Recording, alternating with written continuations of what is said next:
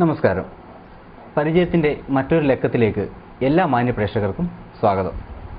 മുമ്പുള്ള എപ്പിസോഡുകളിൽ നാം ആലപ്പുഴയിലെ വിവിധ രാഷ്ട്രീയ വ്യക്തിത്വങ്ങളെ പരിചയപ്പെട്ടു കഴിഞ്ഞു. അതിൽ നിന്ന് വ്യത്യസ്തമായി ഇന്നൊരു കലാകാരനെയാണ് നാം പരിചയപ്പെടാൻ പോകുന്നത്. കുട്ടിക്കാലം തന്നെ കഥാപ്രസംഗ രംഗത്തേക്ക് കടന്നു വന്ന് തൻ്റേതായ ഒരു ഇരിപ്പിടം സ്വന്തമാക്കിയ ശ്രീ ആര്യാട് ഗോപി. അദ്ദേഹത്തെ നമുക്ക് ഈ പരിപാടിയിലേക്ക് സ്വാഗതം ചെയ്യാം. നമസ്കാരം സർ. നമസ്കാരം. എങ്ങനെയായിരുന്നു സർ കലാരംഗത്തേക്ക്, പ്രത്യേകിച്ച് ഈ കഥാപ്രസംഗ രംഗത്തേക്ക് കടന്നു വരാനുണ്ടായ ഒരു സാഹചര്യം എന്തായിരുന്നു?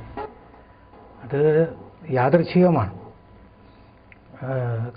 കാഥികനാകണമെന്നുള്ള ഒരാഗ്രഹത്തോടു കൂടി കടന്നു വന്ന ആളല്ലേ. നമ്മുടെ അടുത്ത് തിരുവിളക്ക് ക്ഷേത്രത്തിന് അടുത്തായ ഒരു വായനശാല, അവിടെ ഒരു കലാസമിതി, സാംസ്കാരിക കലാസമിതി, അവിടെ ഒരു ബാലകലാസമിതി. കാലഘട്ടം താങ്കൾ വളരെ കുട്ടിയായിരിക്കുമ്പോഴോ അതോ? അല്ല, കുട്ടിയായിരിക്കുമ്പോഴല്ല. ഞാനിത് എൻ്റെ കോളേജ് വിദ്യാഭ്യാസം കഴിഞ്ഞ് ഉള്ള കാര്യമാണ് പറയുന്നത്. അതിനു മുമ്പും കലാസമിതികളൊക്കെ അവിടെ ഉണ്ട്. അപ്പോൾ ഈ കാലഘട്ടത്തിൽ, ഞാൻ ഈ പറയുന്ന കാലഘട്ടത്തിൽ ആ ബാലകലാസമിതിയുടെ പ്രസിഡന്റ് ഞാനായിരുന്നു. അപ്പോൾ ഓരോ വർഷവും ഇങ്ങനെ പരിപാടികൾ അവതരിപ്പിക്കാറുണ്ട്. സ്വന്തമായിട്ട് ഇപ്പോൾ ഈ പണം മുടക്കി പുറത്തുനിന്ന് പരിപാടി ബുക്ക് ചെയ്ത് നടത്താനുള്ള സാമ്പത്തിക ശേഷി ഇല്ലാത്തതുകൊണ്ട് ഞങ്ങളൊക്കെ തന്നെ അന്ന് അവിടെ ഉള്ള ചില കലാകാരന്മാരെല്ലാം കൂടി ചേർന്ന് ഇങ്ങനെ പരിപാടി അവതരിപ്പിക്കുകയായിരുന്നു. അപ്പോൾ അതിലൊന്ന് കഥാപ്രസംഗം, നാടകം, ഗാനമേള, ഇത് മൂന്നും അവതരിപ്പിക്കണമെന്ന് തീരുമാനിച്ചു. അപ്പോൾ കഥാപ്രസംഗം പറയുക എന്ന് വെച്ചാൽ ഇച്ചിരി ശ്രമകരമാണ്. അപ്പോൾ അവിടെ നാടകം ഒക്കെ അവതരിപ്പിക്കാനും എഴുതാനും ഒക്കെ ആളുണ്ട്.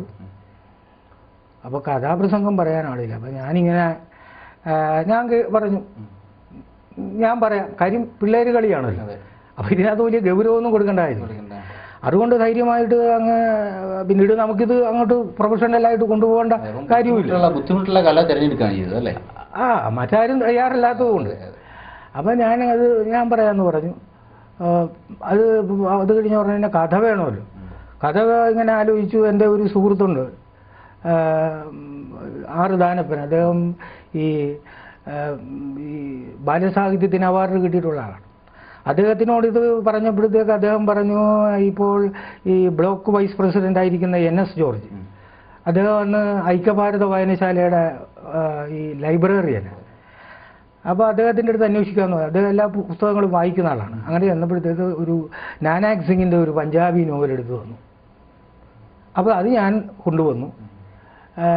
ഇപ്പോൾ ആരെയും കൊണ്ട് എഴുതിക്കാനും ഞാൻ പറഞ്ഞല്ലോ, സാമ്പത്തികം. അപ്പോൾ പിന്നെ വലിയ ഗൗരവമില്ലാത്തൊരു വിഷയമായതുകൊണ്ട് ഞാൻ തന്നെ കഥ എഴുതി കഴിഞ്ഞ ഉടനെ തന്നെ ഞാൻ തന്നെ എനിക്ക് തോന്നിയതുപോലെയൊക്കെ പാട്ട് എഴുതി. അതിൻ്റെ സാഹിത്യ ഭംഗിയും അതൊന്നും ആ സമയത്ത് പ്രശ്നമായിരുന്നു. ആദ്യം കൈവെക്കുകയാണ്. അതെ. അപ്പോൾ കഥ എഴുതി. വളരെ ഹൃദയസ്പർശിയായ ഒരു റൊമാൻറ്റിക് ട്രാജഡിയാണ്. അത് എടുത്ത് ഇങ്ങനെ പാട്ടും എഴുതി.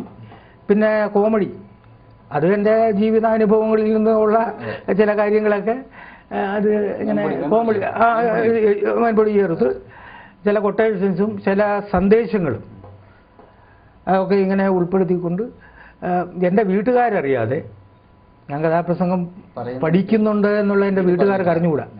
അവിടെ ഇരുന്ന് പഠിച്ചു കഴിഞ്ഞ് ഇങ്ങനെ തിരുവിളക്കിൽ അവതരിപ്പിക്കാൻ വെച്ചിരുന്ന കാര്യം ആര്യാട് രാജപ്പൻ എന്ന് പറയുന്ന ഒരു തബലിസ്റ്റ് ഉണ്ടായിരുന്നു.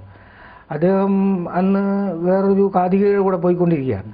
ആ മഹത്ത് ആർട്സ് ക്ലബ്ബ് എന്ന് പറയുന്ന വാതിരപ്പള്ളിയിലുള്ള ഒരു ആർട്സ് ക്ലബ്ബ് അന്ന് പ്രസിദ്ധമാണ്.